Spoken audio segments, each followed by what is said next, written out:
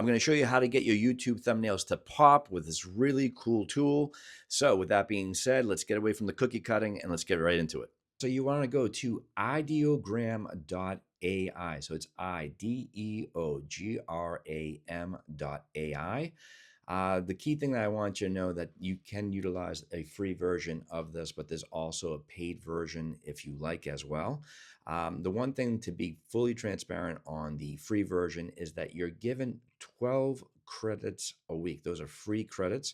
As you'll notice to the bottom left, I'm left with 2 more for the week. But the key thing is it's plenty in regards to what you want to generate, especially in this example of creating a really cool YouTube thumbnail. There are paid versions of it, but the key thing about that is that it's very affordable. But if you are going to go into more different types of, graphics in regards to other projects, then maybe you might want to look into it. But I think for now, by dabbling into this free version, I think it is plenty. The key thing I want to show you is a couple of things before I go right into the prompt. 2 is like as far as the size. In regards to a thumbnail, keep it at about 3.2. I think that's plenty in regards to what that you need in order to create the thumbnail. But most importantly, I want you to go right over to this 2.0 default. When you go down, now you've noticed that I've set it there. That's where you should set it as well as 2.0. That's perfect in regards to a really nice graphic result. And the key thing I want you to know that each time you put a prompt, it will cost you 2 free credits per prompt. But with that being said, it will give you 4 options to choose from, which is really cool as to other image generators that will only give you 1. Now, if you go to the 3.0, that is a brand new version. It will give you really super detailed imagery, but I don't think you need it in regards to what you're trying to achieve here. And plus, that will cost you 4 free credits. So that's the one thing I want you to know. So keep it at 2.0. Now, what I did is I typed something in previous, and I'm just going to copy and paste it. And just to read what I put in, it says, create a cool YouTube thumbnail that is eye-catching for maximum view retention. The thumbnail should be bright with the title YouTube Thumbnail Game Changer. Make sure the text is to the left of the thumbnail and there are no images in the thumbnail as well. Sometimes it might catch you on this, and not put an image. Sometimes it will not. Then you're going to hit the generate button.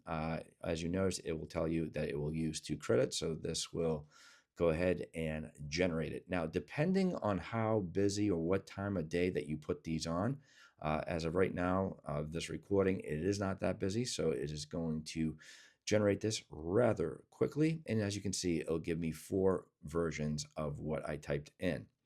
So let's see what it comes about. Not too shabby. Yes, it's not it's not too far to the left as I would have liked it, but it is good enough. The key thing that what I'm going to do is I am going to choose, I think I'm going to choose this one right here. So what you want to do is you want to save it. And then if you're using a MacBook, you can go into your downloads, which is there it is. And I want you to convert it. You can convert it to a JPEG. This is the same idea as a Windows OS. Make sure it's converted to a JPEG. You're going to go right on to good old Canva. You're going to upload that. Actually, hold on one second. I'm going to add a page and, upload that image, which is right there. I'm going to bring that over here.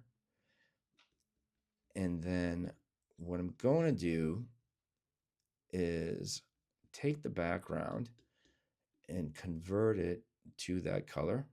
Beautiful. Bring that over here. Then put yours truly. There I am. Hopefully it's a decent photograph. And then what I'm going to do very simply is, as you noticed, you have the edit button for those of you that use Canva. Keep in mind, Canva also is free for those of you that have not used it. This is kind of standard practice. And then what you can do is go on to shadows, do the infamous outline. Always a nice white outline always works best. Or, and you can do a shadow, a drop shadow, make it glow, but I think that gives it a good pop. But this is right in your face. I mean, as you know, with YouTube, thumbnails keep it down to about 1, 2, 3, 4 words at tops.